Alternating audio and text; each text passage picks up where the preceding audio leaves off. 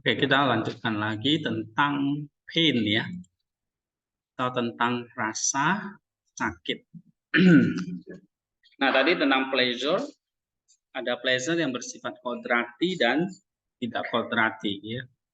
Dan tidak kodrati itu berarti sesuatu yang tidak perlu ya, seperti mabuk-mabukan ya. Nah, sekarang pasal 14 tentang pain, rasa sakit. Baca Ando. Tentang rasa sakit, ada 4 jenis rasa sakit, yaitu penderitaan, kesedihan, iri hati, kasihan. Penderitaan adalah rasa sakit yang tidak dapat diucapkan. Kesedihan adalah rasa sakit yang berat untuk ditanggung seperti beban.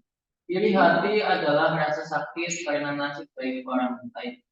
Rasa kasihan adalah rasa sakit karena kehidupan orang lain. Iya, ada 4 sakit. Yang pertama penderitaan. Ini apa? Rasa sakit yang tidak dapat diucapkan. Ya.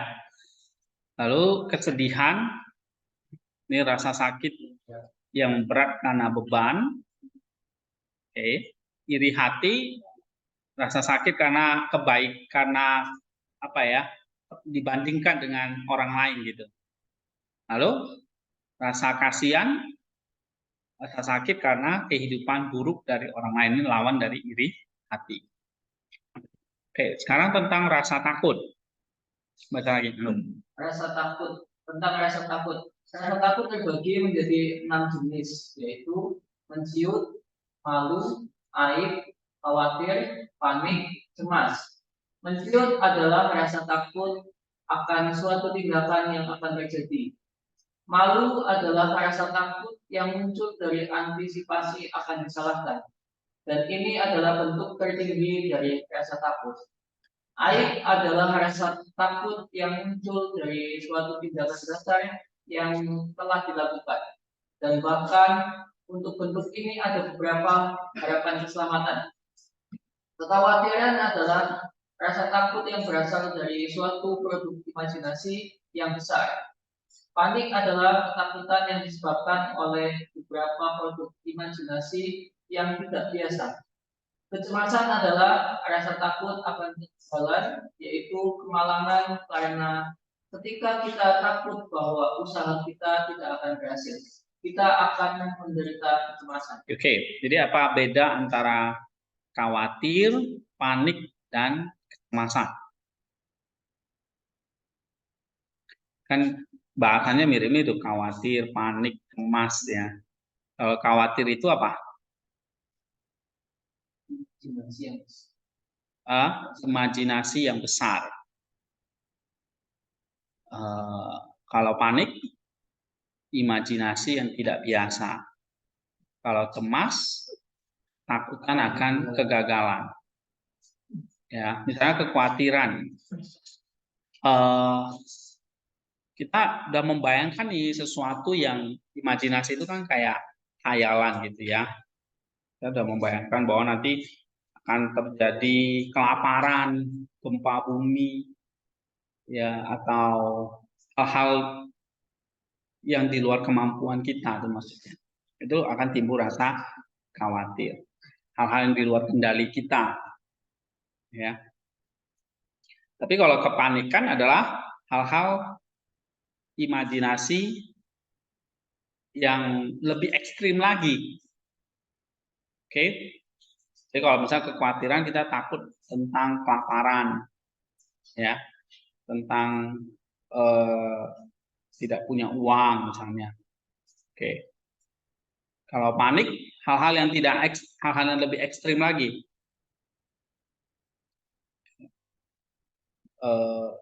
Misalnya kayak bom meledak di mana, gitu ya. Itu hal-hal yang tidak biasa. Nah, sementara kecemasan apa? Kecemasan itu lebih kepada ketakutan akan kegagalan. Ini hal sehari-hari ya. Sedangkan aib itu artinya apa?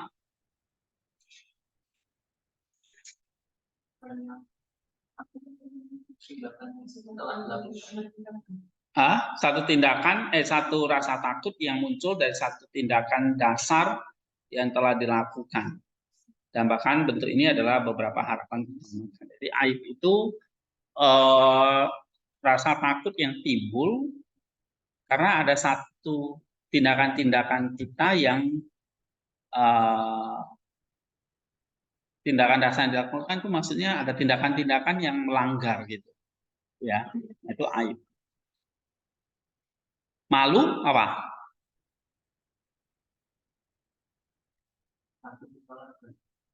Takut akan, rasa takut muncul dari antisipasi akan disalahkan, ya.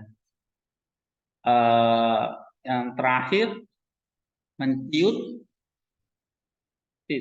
takut akan satu tindakan yang akan terjadi. Ya. Oke, sekarang tentang kemarahan. Baca lagi. Tentang kemarahan, kemarahan adalah pengosongan darah dari jantung yang dihasilkan oleh pernafasan yang banyak atau perut. Oleh sebab itu, kata kole dan kolos keduanya digunakan dalam arti kemarahan. Kemarahan terkadang adalah nafsu untuk membalas dendam. Karena ketika kita dianiaya atau berpikir bahwa kita dianiaya, kita merasa tertekan dan muncullah campuran antara nafsu dan kemarahan. Oke. Kemarahan itu artinya apa? Satu nafsu untuk membalas dendam, ya. Bahkan dia katakan pengosongan darah dari jantung karena pernafasan yang banyak. Jadi orang yang marah itu kan memang pernafasannya nggak teratur gitu ya. Oke. Atau di sini nafsu untuk membalas dendam. Nah, 3 bentuk kemarahan. Ada 3 bentuk kemarahan. Kemarahan yang disebut juga yang juga disebut orang Yunani sebagai kole atau kolos. Terus menenis dan kotos. Iya. Jadi ada kolos, menenis dan kotos, ya. Terus ketika kemarahan muncul dan mulai dibangkitkan, itu disebut amarah atau kole atau polos. Murka sekali lagi menyeratkan bahwa empedu bertahan artinya bahwa ingatan akan kesalahan tetap ada. Dan memang kata Yunani untuk itu meneis berasal dari menei.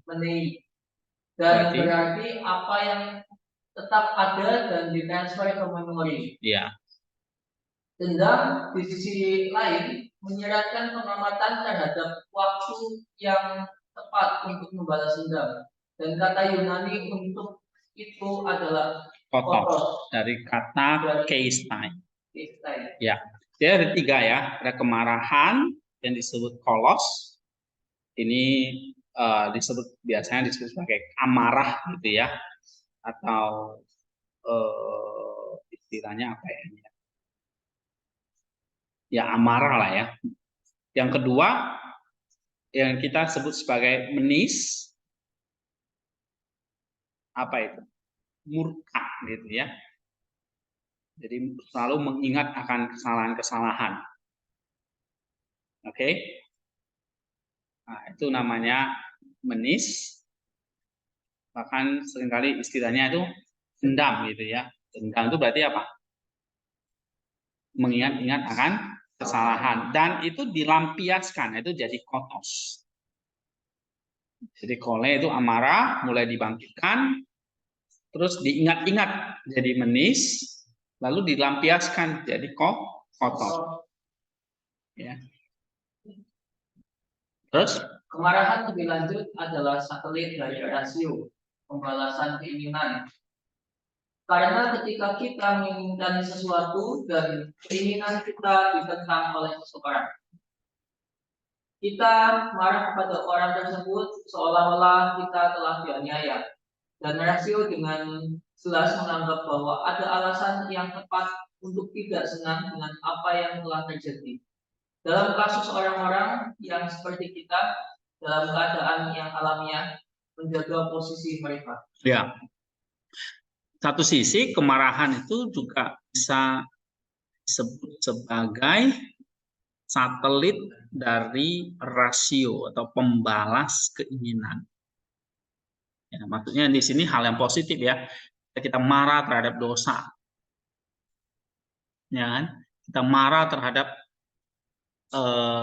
ketidaktaatan kita marah terhadap sesuatu yang sebetulnya kita bisa jaga, tetapi kita tidak melakukan. Nah, kita bisa marah.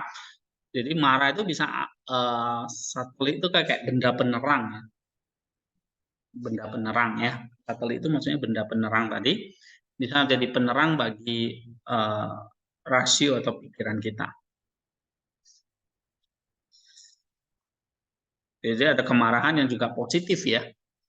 Karena kemarahan terhadap dosa itu. Oke, sekarang pasal 17 tentang imajinasi.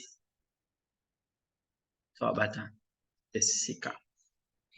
Tentang imajinasi, imajinasi adalah kemampuan dari bagian jiwa yang tidak masuk akal. Melalui organ-organ indera, imajinasi diwujudkan dan ditetapkan sebagai sensasi. Dan lebih jauh lagi, apa yang dibayangkan dan dirasakan adalah apa yang berada dalam lingkup kemampuan imajinasi dan sensasi. Sebagai contoh, indera penglihatan adalah indera penglihatan itu sendiri. Tapi objek penglihatan adalah apa yang berada dalam lingkup indera penglihatan, seperti batu atau benda-benda lainnya. Selanjutnya, imajinasi adalah kasih sayang dari bagian jiwa yang tidak masuk akal, disebabkan oleh beberapa objek yang bekerja pada sensasi. Tetapi suatu penampilan adalah kasih sayang kosong dari bagian jiwa yang tidak beralasan, yang tidak ditimbulkan oleh objek apapun yang bekerja pada sensasi. Selain itu, organ imajinasi adalah ventricle anterior otak. Oke, imajinasi apa artinya?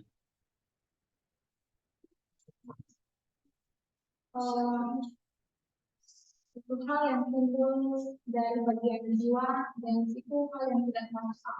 Iya, kemampuan jiwa ya. Jadi jiwa bisa berimajinasi tetapi yang tidak masuk akal. Ya, atau ini bisa dikatakan seperti sensasi. Ya. Nah, melalui organ indera, imajinasi diwujudkan dan dikatakan sebagai sensasi. Ya. Contohnya misalnya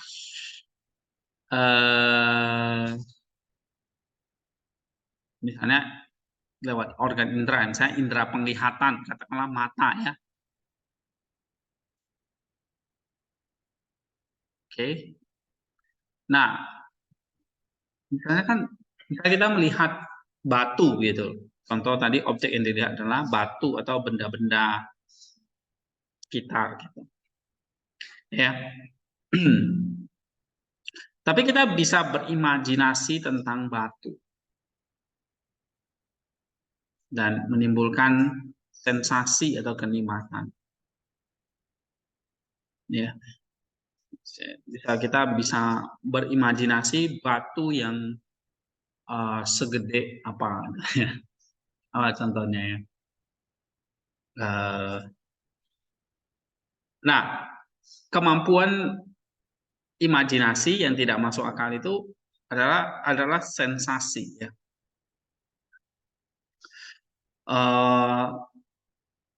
Terus di sini dikatakan imajinasi adalah kasih sayang dari bagian jiwa yang tidak masuk akal yang disebabkan oleh beberapa objek. Tidak masuk akal itu maksudnya tidak rasional gitu ya, yang disebabkan oleh beberapa objek yang bekerja pada sensasi. Jadi manusia bisa berimajinasi yang akhirnya menjadi sebuah sensasi gitu ya pada satu objek yang kosong padahal nggak ada sebetulnya. Nah, itu namanya imajinasi ya.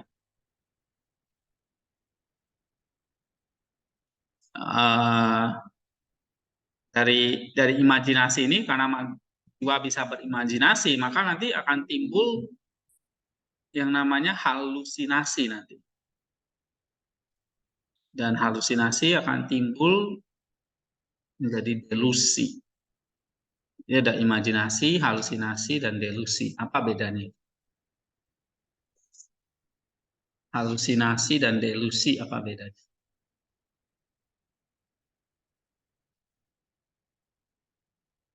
Halusinasi artinya apa?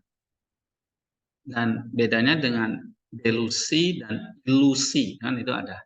Halusinasi, delusi, ilusi.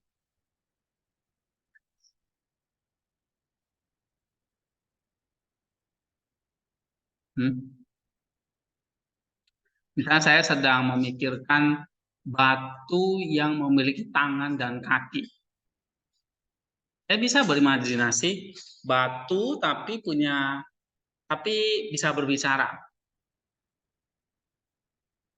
Pernah lihat film kartun ya, Busa, SpongeBob itu?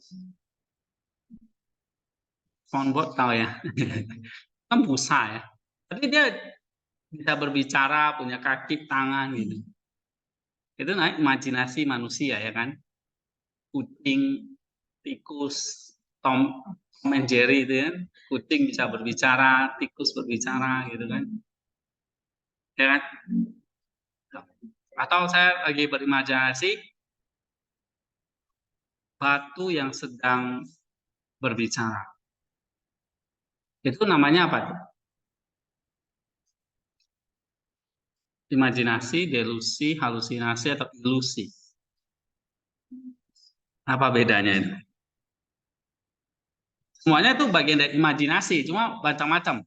Ada ilusi, delusi, ilusi, halusinasi. Hah?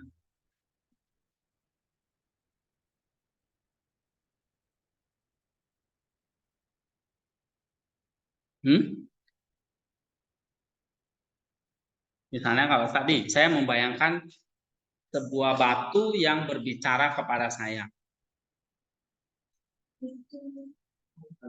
Halusinasi. Hah?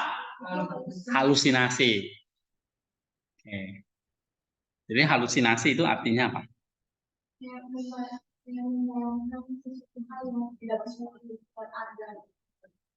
Membayangkan sesuatu yang tidak ada.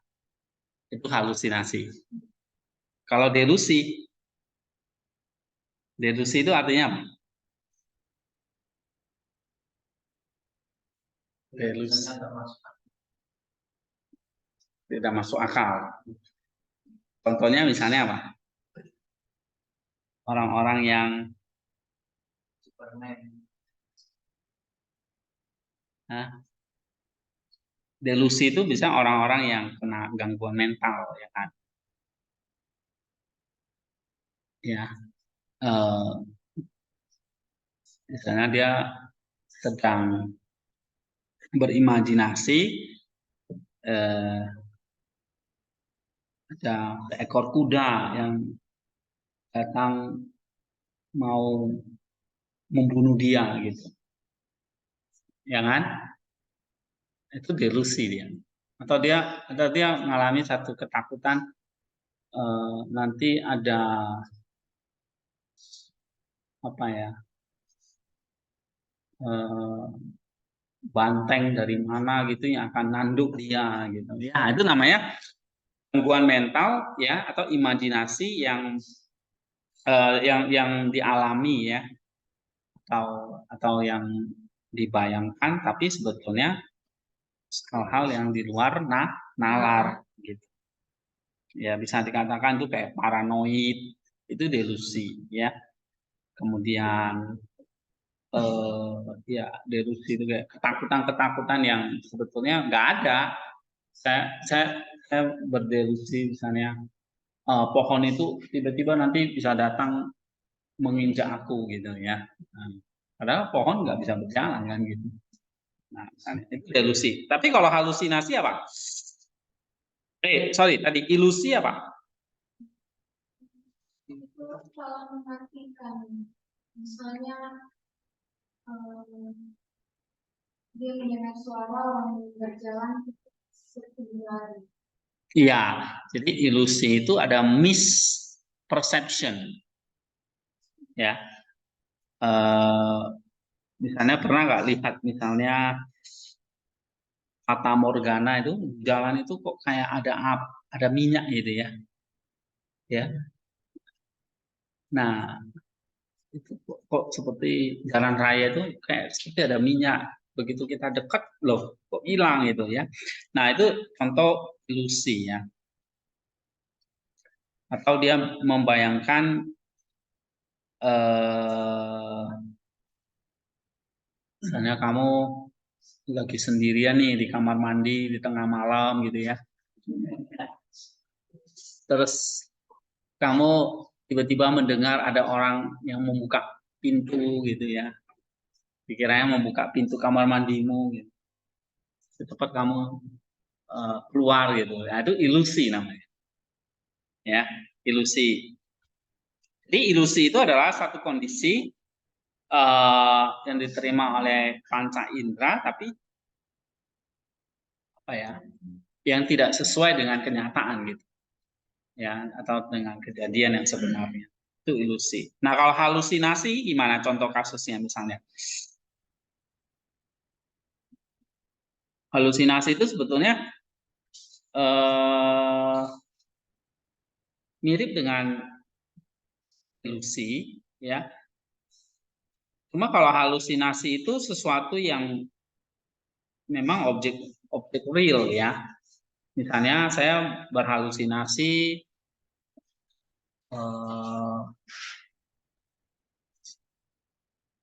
teman saya jadi akan membunuh saya gitu. Teman saya akan membunuh saya gitu. Nah, itu berhalusinasi ya. Oke. Atau teman baik saya akan apa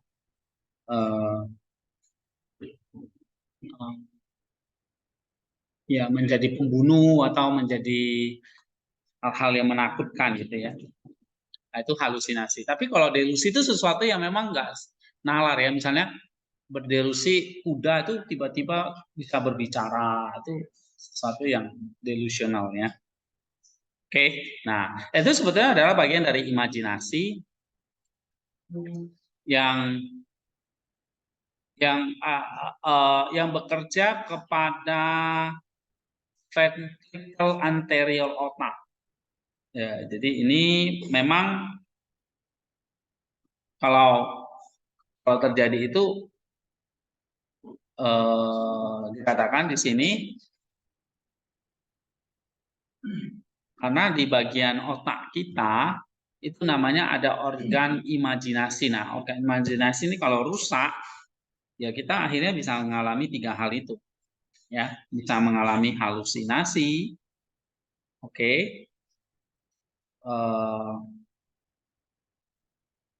Terus bisa mengalami yang namanya delusi, ya. Dan yang paling parah memang udah delusi ya, itu udah orang-orang gila ya. Maka nggak heran kamu lihat orang-orang gila itu sering bawa benda-benda yang aneh-aneh gitu ya. Misalnya apa ya, bambu itu bisa dijadikan gitar gitu ya, dan dia berdelusi bambu itu adalah gitar kan, maka dia main gitar dengan bambu. Itu delusional ya. Oke, dan sekarang, nah dari imajinasi atau tadi kemampuan jiwa tadi menghasilkan yang namanya penikmatan atau sensasi. Sensasi ini yang dibahas ya juga ya. Coba baca. Sensasi adalah kemampuan jiwa yang dengannya objek-objek material dapat ditangkap atau dibedakan. Iya, makanya sensasi itu berdasarkan imajinasinya apa. Nah, kemampuan menangkap objeknya itu yang disebut dengan sensasi. Terus? Dan sensori adalah organ atau anggota yang melaluinya seperti sensasi disampaikan. dan objek-objek indera adalah hal-hal yang masuk dalam wilayah sensasi. Dan yang terakhir, subjek indera adalah binatang hidup yang memiliki kemampuan sensasi.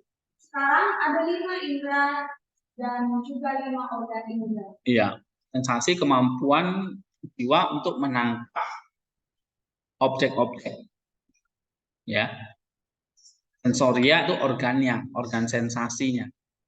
Itulah objek yang ditangkap oleh indera itu wilayah sensasinya. Ya, subjek indera adalah binatang atau manusia tadi. Nah, sekarang ada 5 indera. Yang pertama apa? Indera pertama adalah penglihatan dan sensoria atau organ-organ penglihatan adalah salah satu. Jadi indera pertama penglihatan, maka sensorianya adalah mata dan otak. Ya.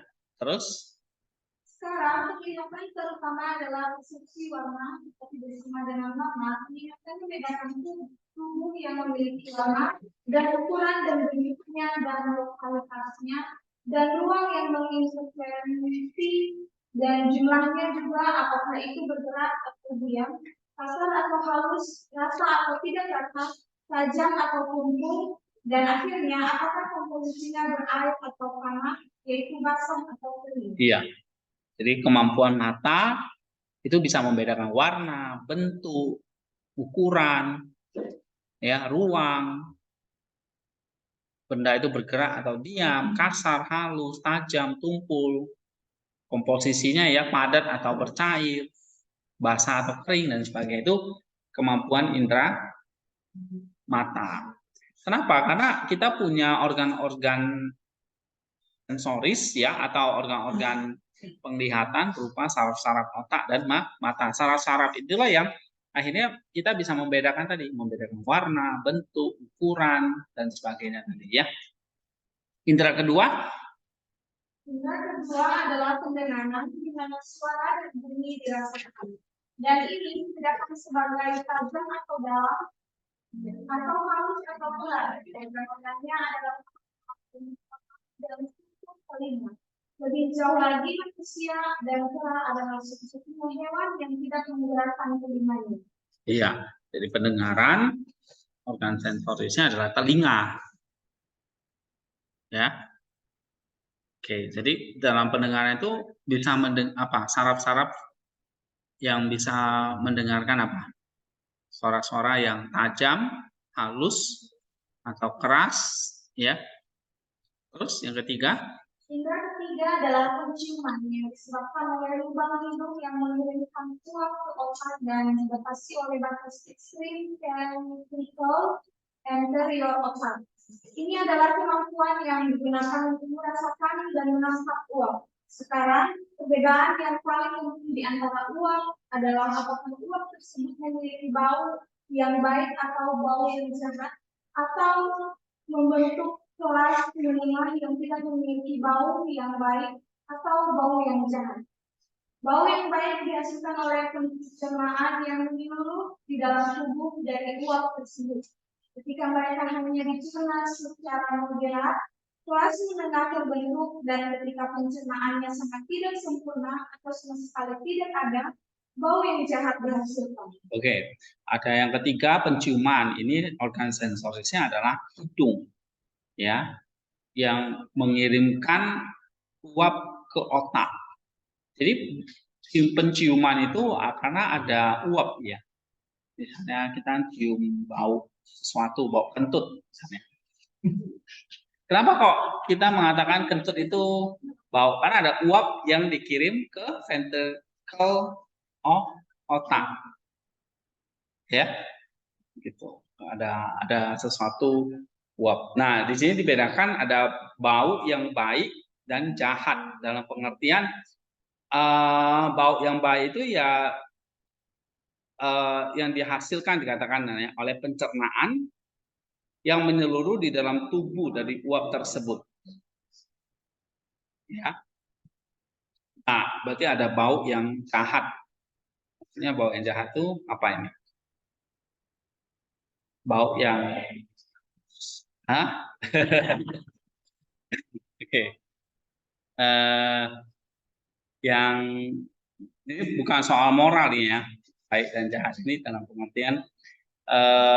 Jadi kalau bau yang baik itu ya dihasilkan oleh tubuh, terus ditangkap oleh otak, ya.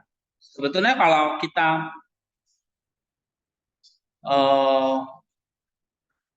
buka isi tubuh kita ya, katakanlah darah kita aja ya.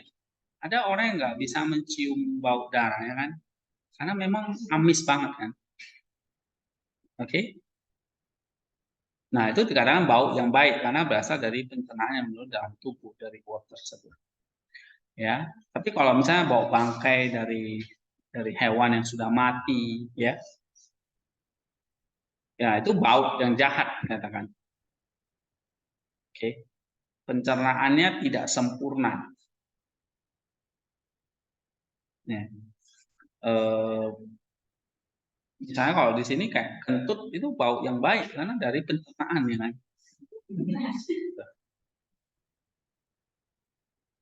Ya, tapi kalau kayak bau bangkai ya itu bukan dari hasil pencernaan.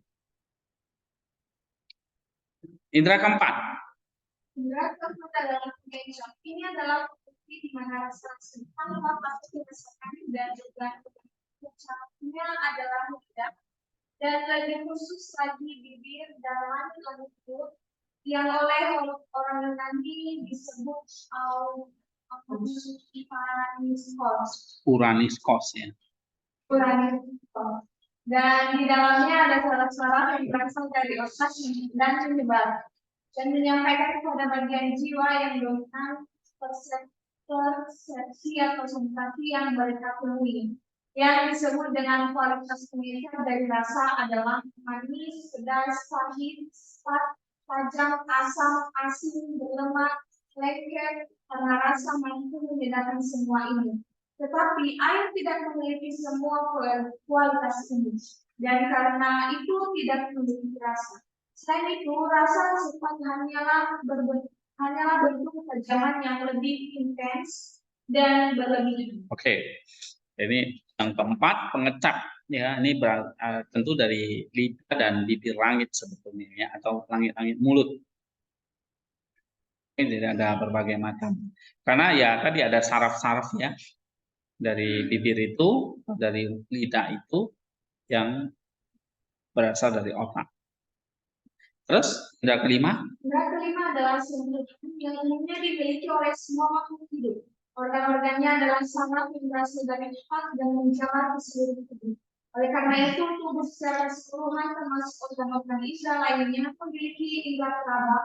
Dalam cakupannya terdapat panas dan dingin, kelembutan dan kekerasan, kekenalan dan kerapuhan, berat dan ringan karena hanya dengan perabaan kualitas ini dapat dibedakan. Di sisi lain, kekerasan dan kehalusan, kekeringan dan keberkahan, ketebalan dan ketipisan atau atas dan bawah, tempat dan ukuran, kapanpun hal itu dapat dicakup dalam satu aplikasi indera peraba.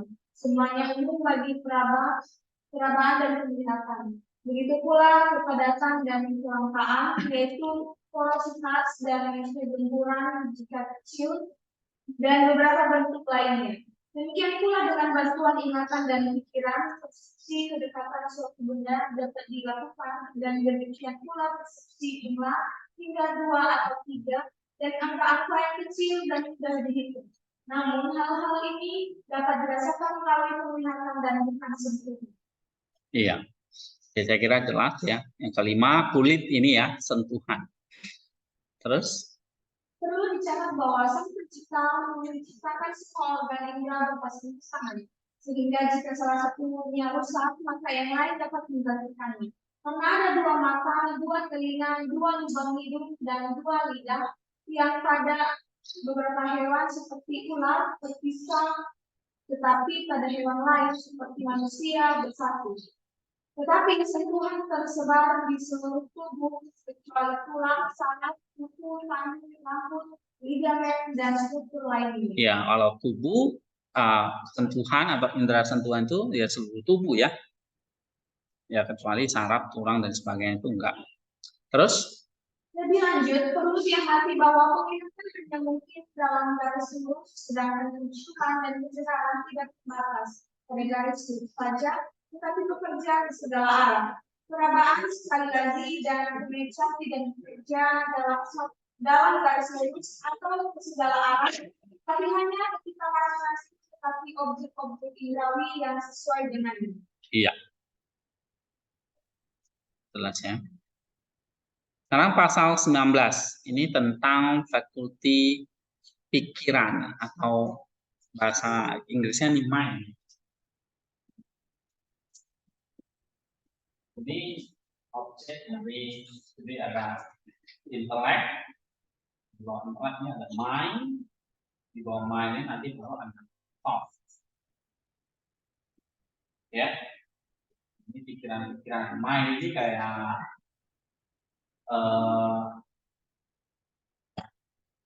pola pikir gitu ya. Intelek ini musnya. Ya.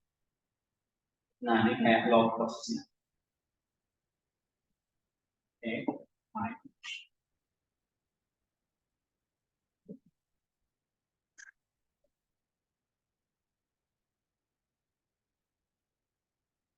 Coba baca, Krisman. Fakulti pemikiran bukan dengan penilaian dan persetujuan dan dorongan untuk bertindak dan ketidaksukaan dan melarikan diri dari tindakan dan lebih khusus dengan pemikiran yang berhubungan dengan apa yang dapat dipikirkan dan kebajikan dan cabang-cabang pembelajaran yang berbeda dan teori-teori seni dan masalah nasihat dan pilihan. Oke, jadi kalau pikiran ini tadi ya, kemampuan dari jiwa yang berurusan dengan apa? Satu, penilaian ya, atau persetujuan. Jadi sebelum satu tindakan itu dilakukan, lewati pikiran dulu, lewati mind dulu nih, maka manusia bisa mempertimbangkan setuju atau tidak karena punya fakulti pikiran. Ya, nah baru di situ dari pikiran timbullah satu dorongan untuk bertindak, ya, atau tidak bertindak, melarikan diri dari tindakan. Oke, tapi juga lagi pikiran ini berhubungan dengan apa yang dapat dipikirkan, misalnya tentang ajaran-ajaran, ya, pembelajaran, teori-teori, gitu. Jadi fakulti pikiran itu yang memikirkan itu, seni, ya, nasihat dan sebagainya. Itu fakulti pikiran. Terus lebih jauh lagi Kemampuan inilah yang membuat masa depan kita dalam mimpi, dan inilah yang oleh kaum Pitagorean yang mengadopsi pandangan Ibrani dianggap sebagai satu-satunya bentuk yang benar. Organ pemikiran kemudian adalah ventrikel dengan otak dan roh vital yang dikandungnya. Ya, dikandungnya. Oke. Sekarang tentang memori, ya, atau ingatan. Baca lagi. Kemampuan ingatan adalah penyebab dan bukan dari ingatan, dan ingatan kepada ingatan adalah khayalan yang terdiri dari suatu sensasi dan pemikiran yang terwujud dalam tindakan atau pelestarian suatu sensasi dan pemikiran. Karena jiwa memahami objek.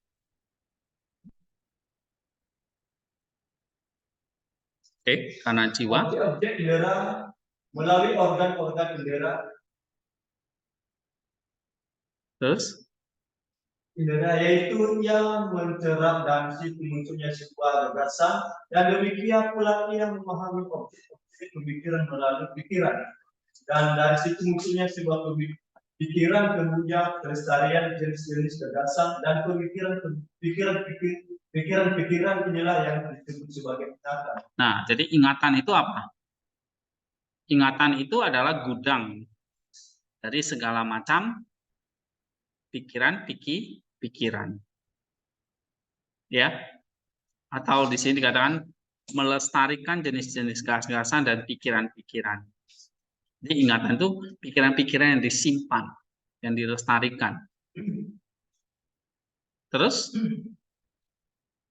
baca Lebih lagi. lanjut perlu dicatat bahwa pemahaman tentang hal-hal yang dipikirkan bergantung pada pembelajaran atau proses alamiah dari pemikiran dan bukan pada sensasi, karena meskipun objek-objek gerak tersimpan dalam ingatan dengan sendirinya, hanya objek-objek pemikiran yang ingat seperti yang telah kita pelajari dan kita tidak memiliki ingatan tentang esensi mereka. Ya, jadi ingatan di sini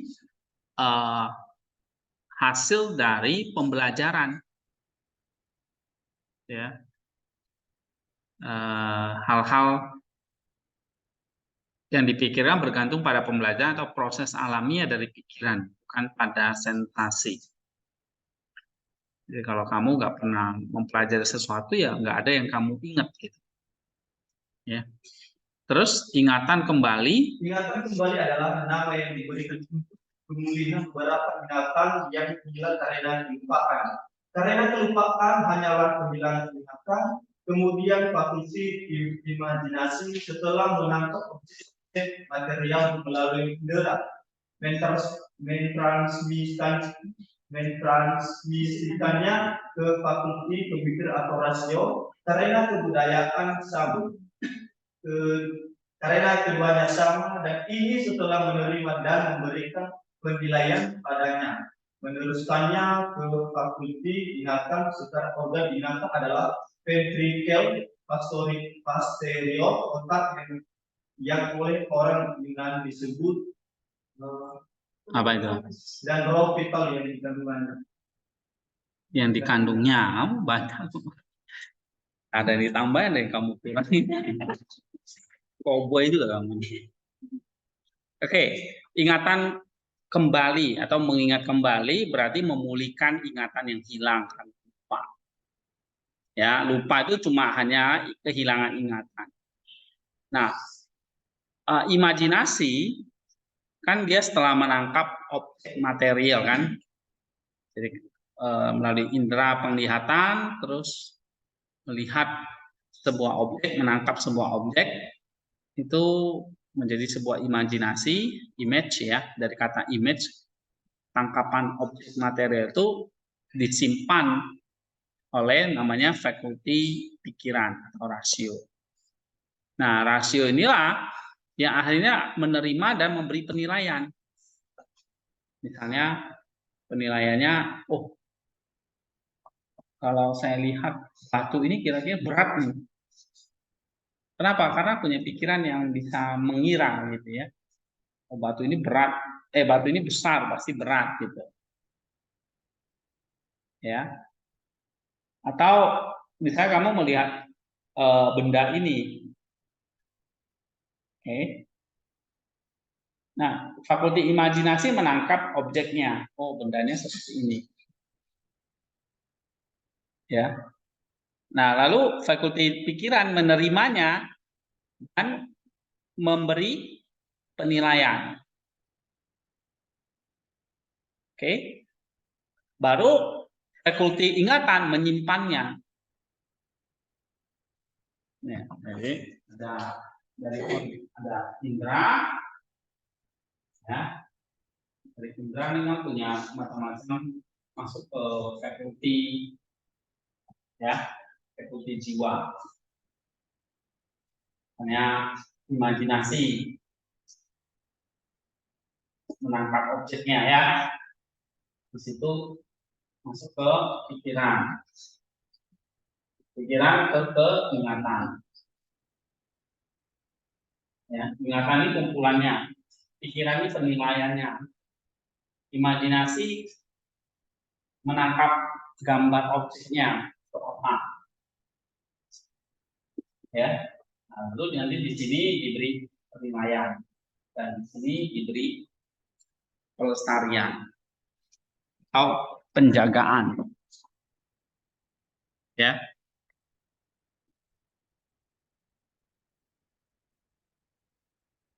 Oke. Nah, ini fakulti ingatan. Ada fakulti pikiran. Ada fakulti sensasi. Ada fakulti imajinasi. Ya. Oke, sekarang konsep atau artikulasi. Coba baca. Raymond. Konsep dan artikulasi. Sekali lagi bagian penalaran jiwa baru dibagi menjadi konsep. Konsep adalah aktivitas jiwa yang berasal dari rasio tanpa menghasilkan ucapan.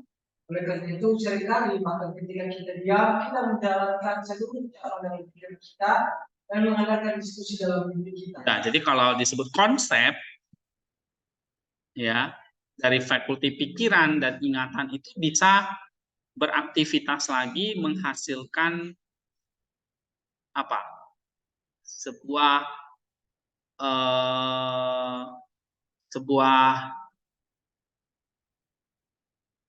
di sini dikatakan sebuah, bahkan tidak perlu diucapkan ya. Jadi kayak ada sebuah diskusi gitu ya. Terus dan kemampuan inilah yang terutama bagi kita semua sebagai makhluk profesional. Bagi mereka yang bisu sudah lahir atau kehilangan seseorang dalam suatu penyakit cedera, mereka juga merupakan makhluk profesional. kenapa rasional walaupun dia bisu, nggak bisa bicara? Karena tadi dia punya konsep.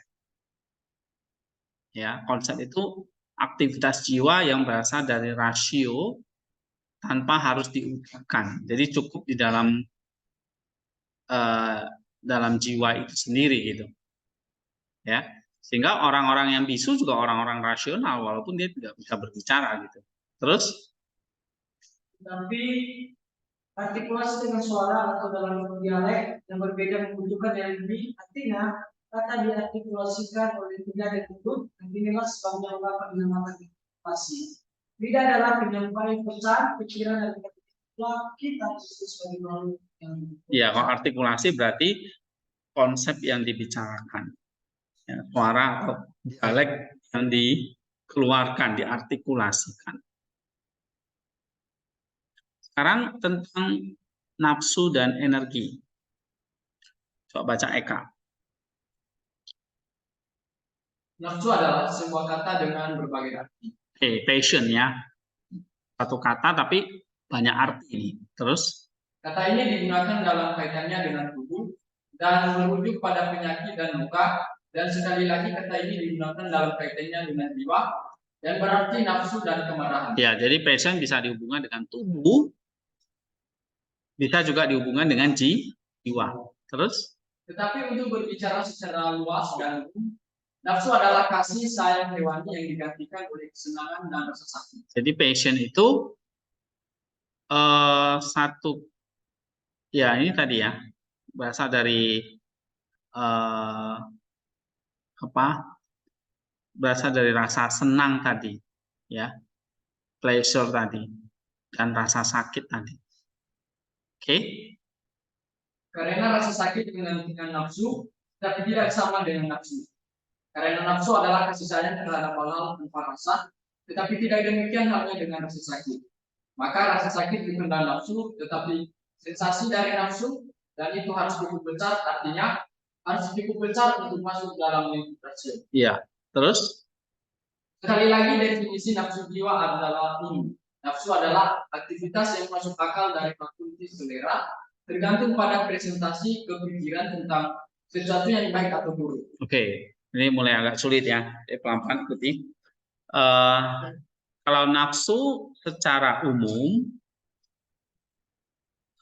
itu sesuatu yang membangkitkan kesenangan, ya,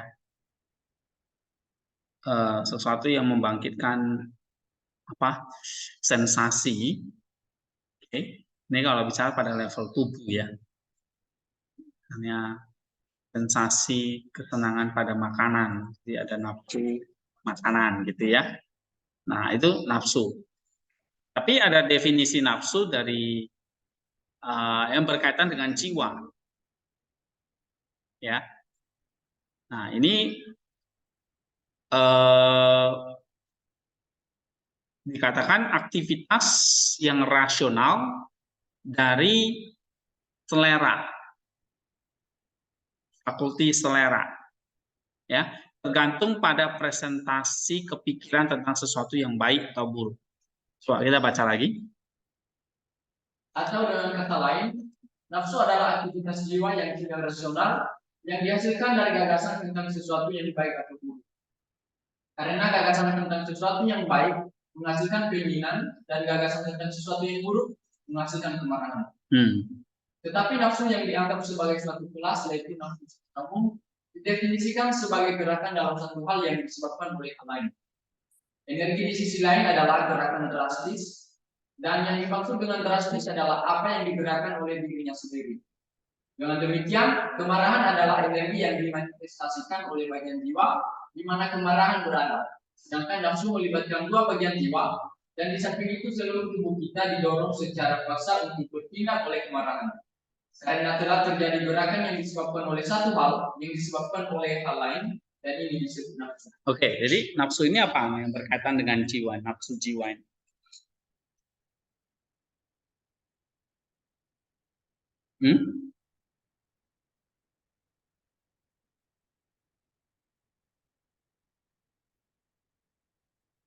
Ini aktivitas jiwa yang dikatakan tidak rasional,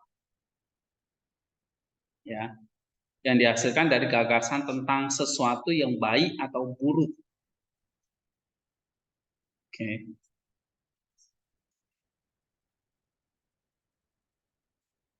Ya.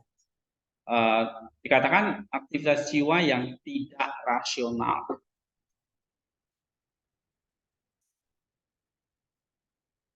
Nah, maksudnya dikatakan tidak rasional itu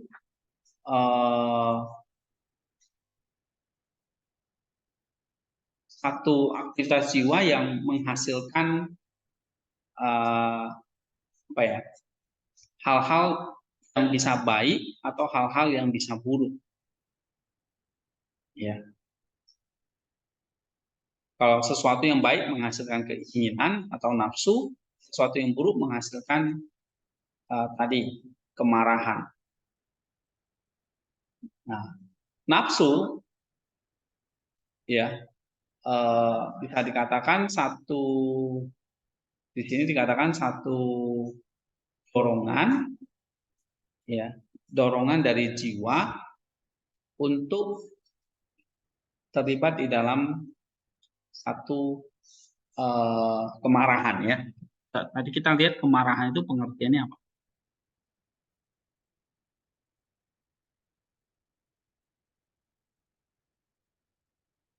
Kemarahan misalnya amarah, dendam,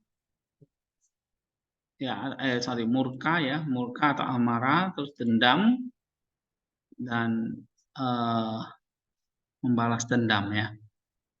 Nah, jadi bagi Damaskus ini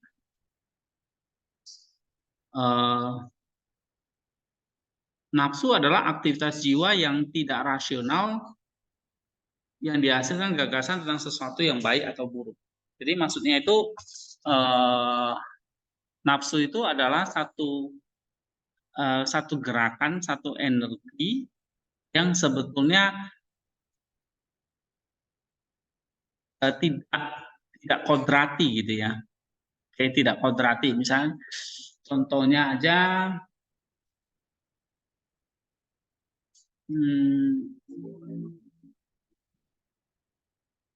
pembunuhan misalnya, ya.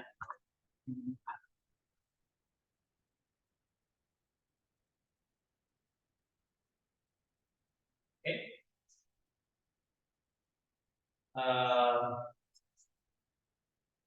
Kenapa terjadi kasus misalnya pembunuhan?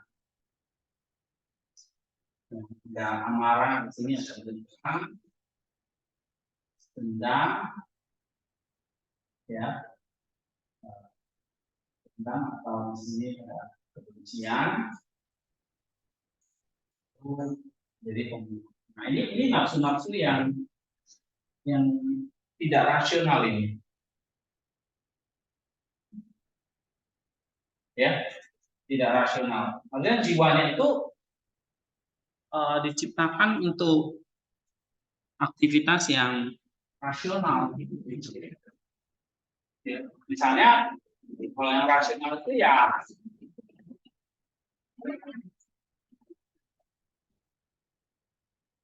dia tidak akan menyimpan dendam, tidak timbul, tidak muka, ya. Nah itu yang rasional. Jadi kalau membunuh itu sesuatu, itu nafsu yang tidak rasional, yang tidak kodrati. Nah Allah tidak menciptakan kita untuk melakukan hal-hal yang bertentangan dengan kodrat kita. Contoh kasus misalnya pembunuhan pertama itu kan Kain membunuh Habel, ya. Nah itu berasal dari nafsu yang tidak rasional, yang bertentangan dengan kodrat.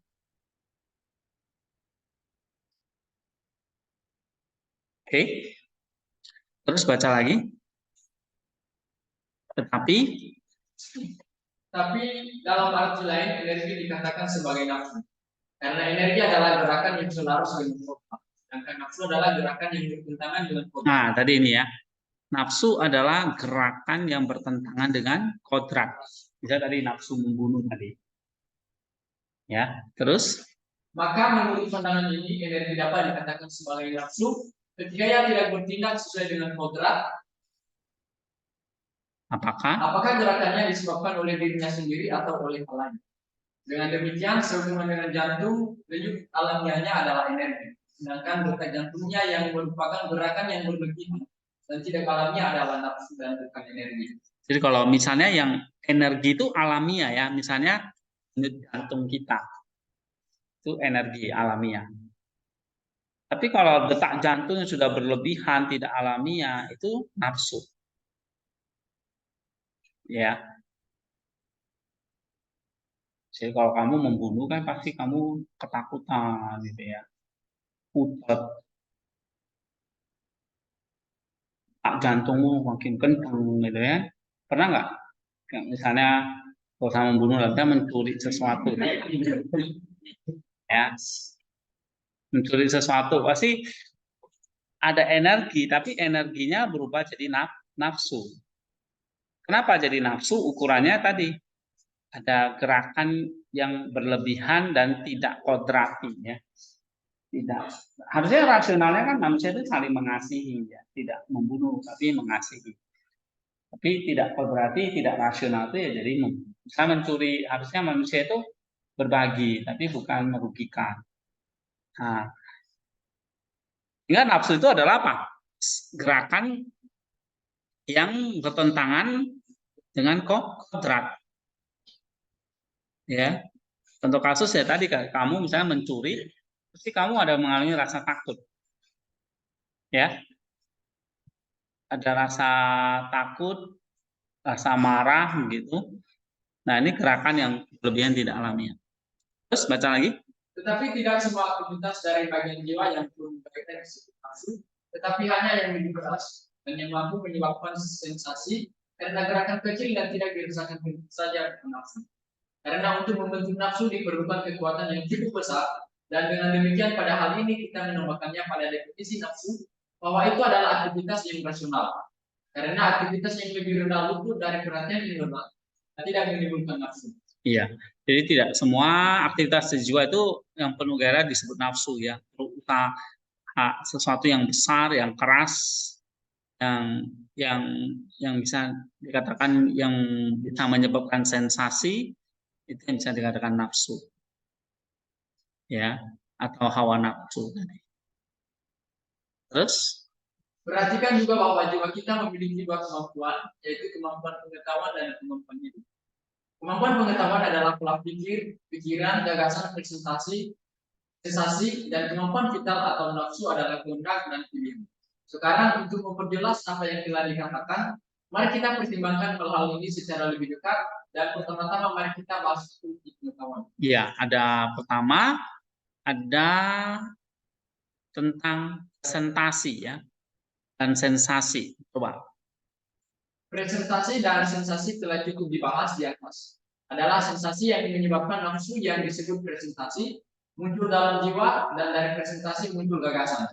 Setelah itu pikiran menimbang kebenaran atau kepalsuan gagasan, menentukan apa yang benar, dan ini menjelaskan kata Yunani untuk pemikiran dianoia yang berasal dari dianoei yang berarti berpikir dan membedakan. Akan tetapi apa yang dinilai dalam 1 Korintus 1 ayat 10 dan ditentukan sebagai benar disebut sebagai pikiran. Oke. Jadi ada sensasi ya menyebabkan nafsu, kemudian nafsu itu menyebabkan presentasi itu berarti dimunculin gitu ya.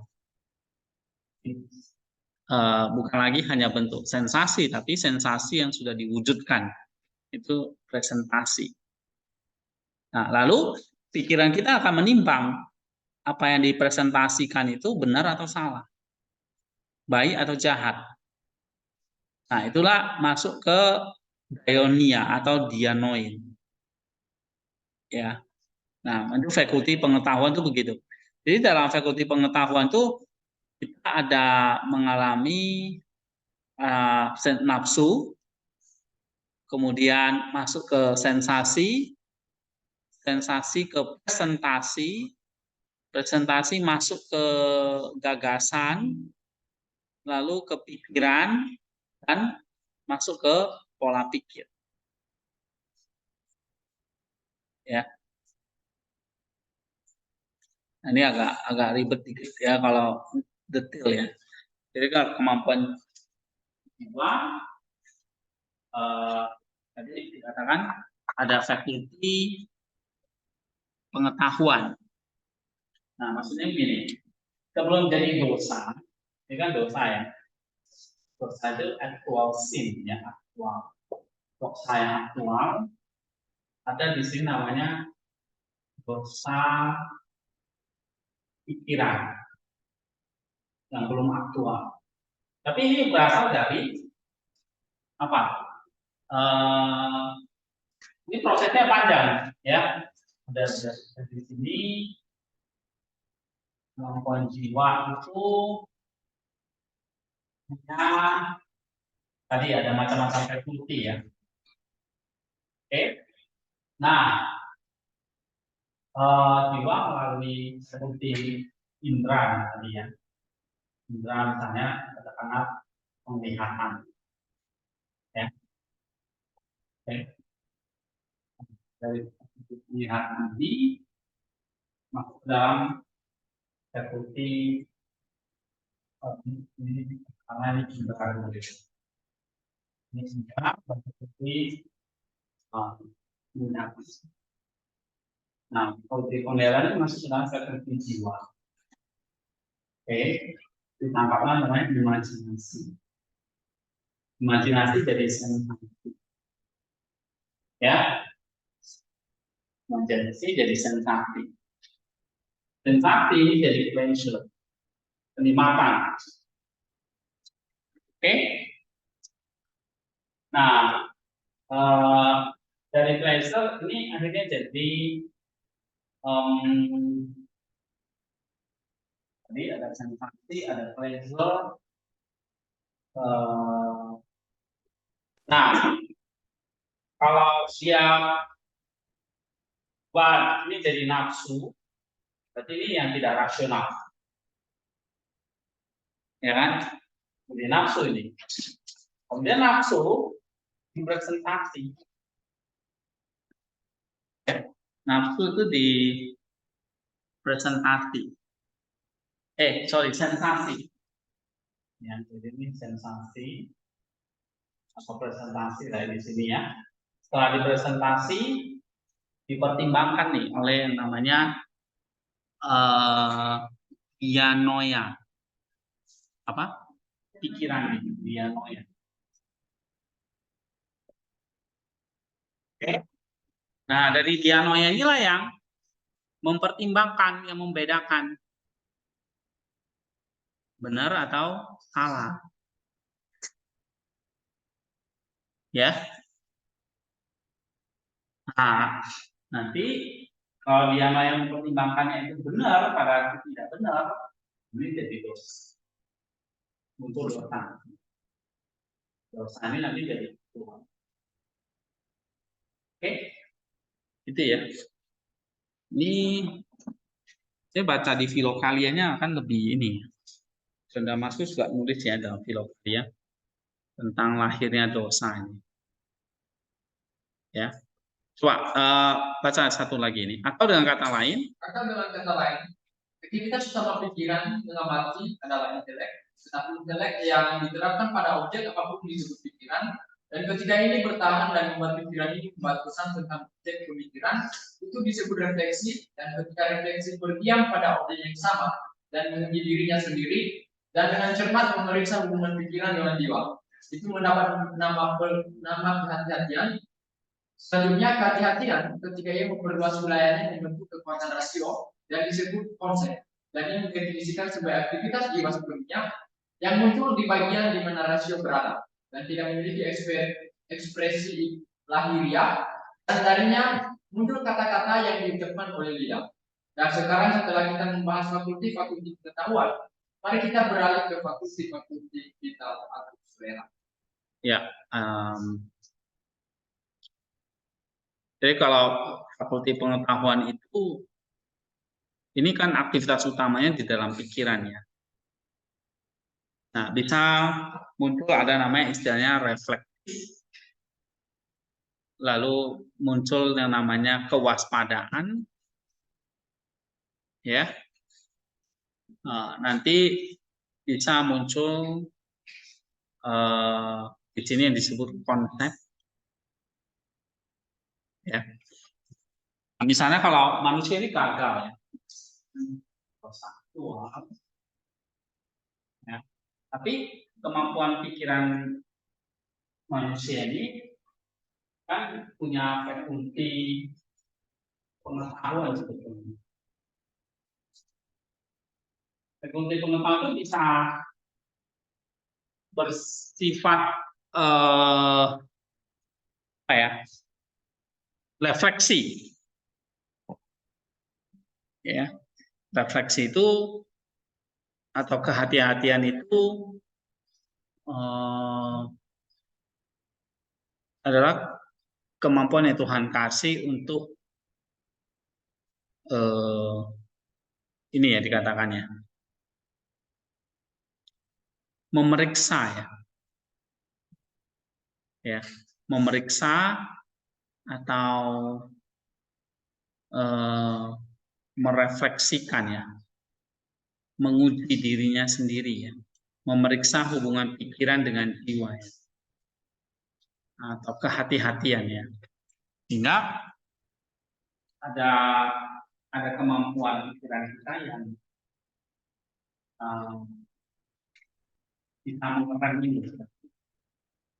Kalau misalnya kita udah pernah jatuh sekali, tapi karena manusia punya kemampuan reflektif dan kehati-hatian, manusia bisa lagi tidak jatuh kepada dosa yang sama atau perbuatan dosa yang sama. Ya. Nah, itu namanya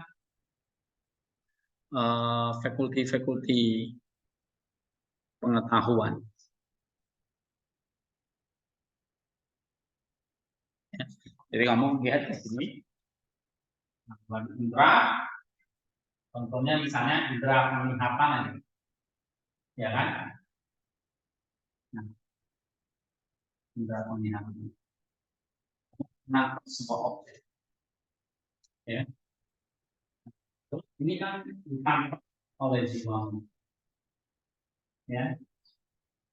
Lalu bisa berimajinasi, presentasi, pleasure, jadi nafsu, jadi presentasi. Nah, daya menentukan diteruskan atau enggak.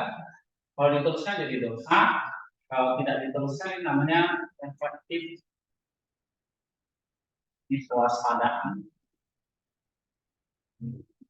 Ya, jaga-jaga. Nah, situ. Oke. Ya. Nanti minggu depan saya kasih itu ya. Ya. Mungkin nanti kalian bisa lihat Damaskus itu proses lahirnya dosa itu, ingat ya, melibatkan dua fakulti. Dosa itu selalu melibatkan dua fakulti dari tubuh dan jiwa. Ya.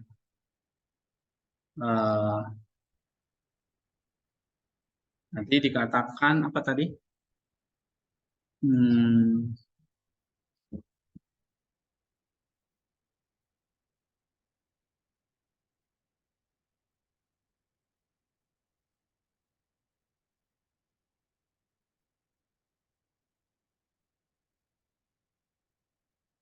Nih ya, tadi yang dimaksud dengan pleasure, kenikmatan, itu dinikmati oleh jiwa dan tubuh secara bersama. Ya, jadi selalu melibatkannya, pleasure melibatkan jiwa, fakulti jiwa dan fakulti tubuh. Oke, kalau sudah menimbulkan pressure, akan menimbulkan nafsu. Nafsu akan menimbulkan sensasi atau presentasi. Ya, nafsu itu kayak kamu gini, ilustrasinya kamu di sini lagi membuat makanan lezat,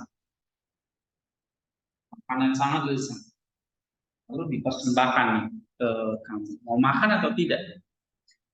Nah, kamu mutusin. Yang mutusin adalah fakulti pikiran kita, dayonia. Makan atau tidak? Mau makan, jadi dosa. Seperti buah pengetahuan itu kan. Hawa tuh melihat buah itu indah. Oke? Dia lihat itu penuh pleasure. Nikmat buah itu. Iya kan? Sama Hawa itu. Nah, si iblis menggoda dia kan. Buah itu akhirnya ya kayak udah dimasak dia. Makanan yang lezat. Kemudian tinggal kita minum. Mau makan atau tidak? Gitu. Ya. Nah, ada kemampuan pikiran tadi, fakulti pikiran itu apa tadi? Dainonia kita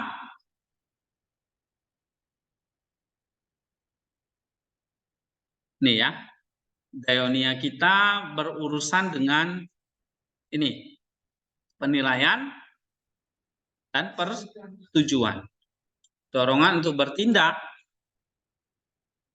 ya, atau tidak suka atau melarikan diri. Nah, kalau kamu udah dihidangkan makanan lezat, kamu biasanya kan makan ya kan, nggak peduli lagi itu isinya racun, katanya racun mati kan. Gitu. Tapi fakulti pikiran itu berurusan dengan itu. Ya. Oke. Nah, nanti kita lanjutkan lagi minggu depan ya. Ini minggu depan saya akan kasih lihat ya. Tidak hanya Damaskus, saya beberapa bapak filkalia itu juga banyak membahas tentang ini ya. Tentang gimana lahirnya dosa ini ya. Menarik. Nanti saya kasih diagramnya itu ya. Tentang ini. Nanti kalau Damaskus ya seperti ini dia. Oke. Ya nanti dia bahas lagi sangat detail di sini. Ya. Ya karena dia juga belajar apa ini ya. Ada dayonia, nanti di sini ada tentang selera ya. Apa beda nanti selera dengan nafsu. Keinginan ya. Dan kasus-kasus lainnya. Oke, kita sampai di sini dulu. Nanti ini pelajaran berikutnya akan lebih agak sulit ya. Beda kehendak, telesis, keinginan, bulomai ya. Apa bedanya kehendak, keinginan, dan nafsu? Nafsu itu patos. Keinginan itu buloma ya, bulesis. Kemauan, kehendak itu telema, telesis. Ya, itu beda itu. Kalau kita nggak lihat bahasa Yunani, jadi kadang-kadang kita nggak ngerti maksudnya apa. Apa beda keinginan, nafsu, kehendak, tiga hal yang berbeda lagi gitu. Ya. Tapi yang kita ada pelajari nafsu tadi itu apa? Aktivitas jiwa yang tidak rasional ya atau tidak kontrati. Karena mendatangkan kemarahan tadi dia bilang. Oke, mari kita selesai dulu. Belum ada yang